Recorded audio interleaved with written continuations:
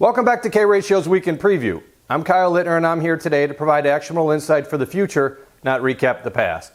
In this week's episode, we are now supposedly in the dog days of summer and freight, but the beat goes on for the great freight rally of 2020. We'll break down what that means for you this week, but first let's take a look at where the freight market currently stands. Another week, another volume record in freight. Any way you want to cut it, there are more freight loads over the roads nationally than ever before for this mark on the calendar or for any time in history. In fact, current levels sit 5% higher than the previous high set at the apex of COVID restocking. The sheer abundance of volume has stressed truck capacity beyond routing guide capabilities, which has resulted in national cancellations exceeding 20% and surpassing the level seen for this time in 2018 in green. Rejections above 20% are never a good thing, but to have that number while volumes are at record highs can only mean one thing for rates. Though down from last week like we predicted, national long-haul rates remain elevated and beyond anything seen for this time of the year, and for all of the talk of bifurcation, trifurcation, or any other delineation from overall trend, the following DAT graphic of all over-the-road modes displays the same theme. Putting aside the bluntly obvious title for a moment, national flatbed spot rates in the middle might not have risen as far and as fast as dry van on the left, but increased substantially nonetheless and start off August with a smaller decline. In this dramatic price rally still taking place, mode matters not, as there is simply too much demand for the current supply of truck capacity, regardless of cargo type. Longtime K-Ratio followers know that our purely objective views are taken from what the market tells us, not what we wish nor want to be. We are not a shipper, not a carrier, nor a broker. And while we might not have a dog in the fight per se, we do have some skin in the game, our professional reputation. All of this to say that you can take issue with our points of view or our opinions, but tread lightly in your discourse, because facts are the ultimate arbiter of truth, and that is and forever will be all that we present to the consumer. Speaking of consumers, the latest report on U.S. personal consumption was released last week and displayed something everyone in freight should know by now.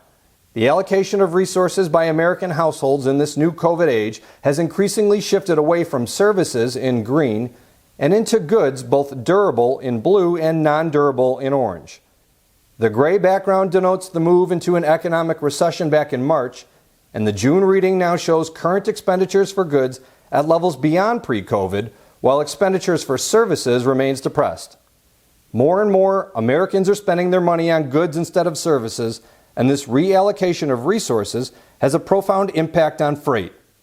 On a year-over-year basis, in June, U.S. consumers spent $892 billion less on services while spending $187 billion more on goods. While we have been advising of this phenomenon with anecdotal references for weeks, we now have factual proof behind our theory. This is where the freight market can separate itself from the overall economy and remain this way even if another national lockdown should occur. While restrictions have taken away what we can do out in public, the American home has increasingly been remodeled into a restaurant, a gym, a movie theater, a hair salon, a playground, and a daycare center, and all of this home improvement has a massive freight footprint. If you were curious how long this demand-based rally can last, this chart from early last week depicting the volume of vessels in Chinese ports should tell you everything you need to know. The thin blue line is the 5-year average, while the wider gray band is the range over the last 5 years. 2020, in red, is currently more than twice the average for this time and more than any time in the past 5 years. There is an overwhelming amount of freight setting sail for the United States, and that will keep this rally going for at least a couple months, if not longer, considering where that gets us on the calendar. What does this mean for freight this week? On the heels of a 13% jump in volume, outbound LA will start another push higher in rates, with reefer going parabolic. Carriers are in charge across all of the country, but those out west can pretty much walk on water. Brokers, this is not the August you had in mind when you submitted those RFP bids, but this is an unexpected spot market and that will more than offset all of that contract red ink. Shippers, this isn't going away anytime soon, so you can either keep your head in the sand or you can get proactive and get out in front of this so that you don't let the second half of the year destroy your entire annual transportation budget.